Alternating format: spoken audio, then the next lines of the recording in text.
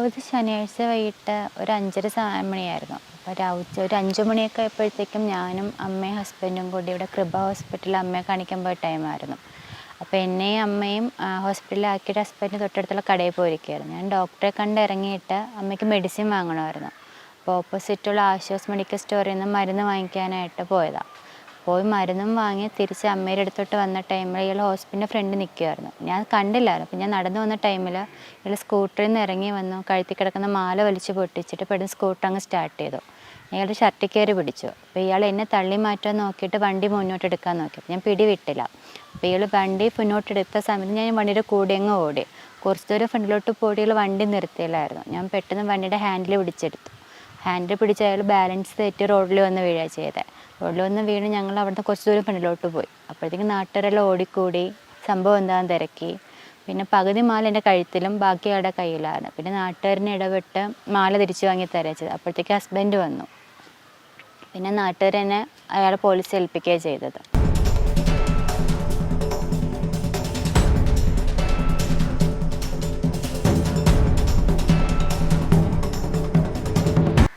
എവിടെന്ന് വെച്ചാൽ എനിക്കറിയില്ല. ആ സമയത്ത് അങ്ങനെ ചെയ്യാൻ തോന്നി, അങ്ങനെ ചെയ്തു. പേടി ഉണ്ടായിരുന്നു. ഒരു പെട്ടെന്ന് എന്തായാലും ഒരു അറ്റാക്ക് വരുമ്പോൾ പേടിക്കുമല്ലോ. പക്ഷെ പെട്ടെന്ന് അങ്ങനെ പ്രതികരിക്കാനാണ് തോന്നിയത്.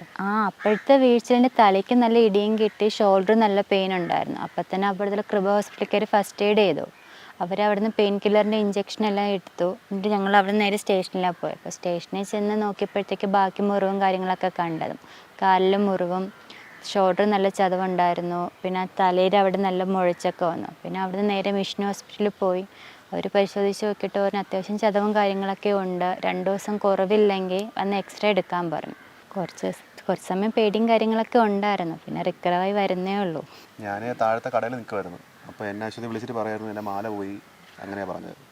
അപ്പോൾ പെട്ടെന്ന് ഞാനിങ്ങനെ ആ കടക്കാരനോട് കാര്യം പറഞ്ഞിട്ട് ഞാനവിടെ ക്യാഷ് പോലും കൊടുത്തില്ലായിരുന്നു. അപ്പോൾ കടക്കാരൻ തന്നെ ഇതേപോലെ സ്പീക്കർ ഓണായിരുന്നു. അപ്പോൾ അദ്ദേഹം തന്നെ പറഞ്ഞത് പെട്ടെന്ന് പൊക്കോ, അങ്ങനെയാണ് പറഞ്ഞത്. അങ്ങനെ ഞാൻ അവിടെ നിന്ന് പെട്ടെന്ന് ഇറങ്ങി ഓടി ചെന്നപ്പോഴത്തേക്കും അശ്വതിയും സേഫാണ്. അശ്വതിക്ക് പരിക്കുകളുണ്ടായിരുന്നു. ആ സമയത്ത് നിന്ന് വിറയ്ക്കുമായിരുന്നു. ഞാനടുത്തിപ്പോൾ നാട്ടുകാരെല്ലാം കൂടി കള്ളനെ പിടിച്ച് കെട്ടുവാണ്. കൈ കെട്ടി പുറകിലിങ്ങനെ കെട്ടി വയ്ക്കുമായിരുന്നു. പിന്നെ നമ്മൾ അപ്പോഴത്തേനും ഹോസ്പിറ്റലിലേക്ക് നാട്ടുകാർ തന്നെ പറഞ്ഞു ഹോസ്പിറ്റലിൽ കൊണ്ടുപോകും, നല്ല തലയ്ക്ക് നല്ല ഇടിച്ച്, അതായത് കണ്ട ആൾക്കാർ പറഞ്ഞു തല നല്ലപോലെ റോട്ടി ഇടിച്ചിട്ടുണ്ട്, അപ്പോൾ ഹോസ്പിറ്റലിലേക്ക് കൊണ്ടുപോകുമെന്ന് പറഞ്ഞായിരുന്നു. ആദ്യം ഒരു പേടിയായിരുന്നു. പിന്നീട് മാലയും തിരിച്ചു കിട്ടി. പിന്നെ ഇവർക്ക് വലിയ പരിക്കുകളൊന്നും ഇല്ലയെന്ന് പറഞ്ഞപ്പോൾ ഒരു സന്തോഷം.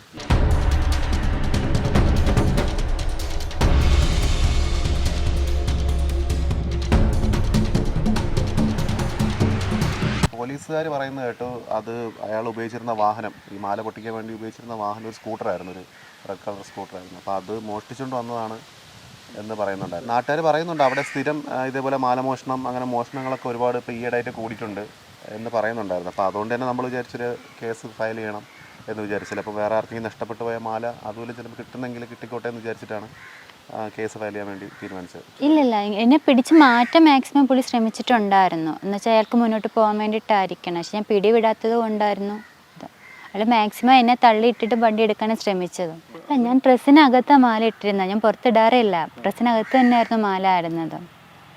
അല്ല, വന്നതിന് ശേഷം ഞാൻ അശ്വതിയോട് ചോദിച്ചു എവിടെ നിന്ന് കിട്ടിയ ധൈര്യം ചോദിച്ചായിരുന്നു. അപ്പം അശ്വതി പറഞ്ഞത് താലിമാല ആയതുകൊണ്ട് ഞാൻ കുറച്ചുകൂടി ആക്റ്റീവായി എന്നാണ് അശ്വതി പറഞ്ഞത്. എല്ലാവരും ഒന്ന് ശ്രദ്ധിക്കണം, ഒന്ന് സൂക്ഷിക്കണമെന്ന് മാത്രമേ പറയാനുള്ളൂ. ഇപ്പോൾ നമ്മളോട് ചില ആൾക്കാർ പറയും നിങ്ങൾ സ്വർണ്ണം മാറ്റിയിട്ട് അല്ലാതെ സാധാരണ ഗോൾഡ് ഇട്, ഗോൾഡ് ഇമിറ്റേഷൻ ഗോൾഡ് അങ്ങനത്തെയൊക്കെ ഇട് എന്നൊക്കെ പറയും. പക്ഷേ എന്നാലും പുറമേ നിന്നൊരു കള്ളൻ അത് കാണുമ്പോൾ അയാൾക്കത് ഗോൾഡായിട്ട് തന്നെയായിരിക്കും തോന്നുന്നത്.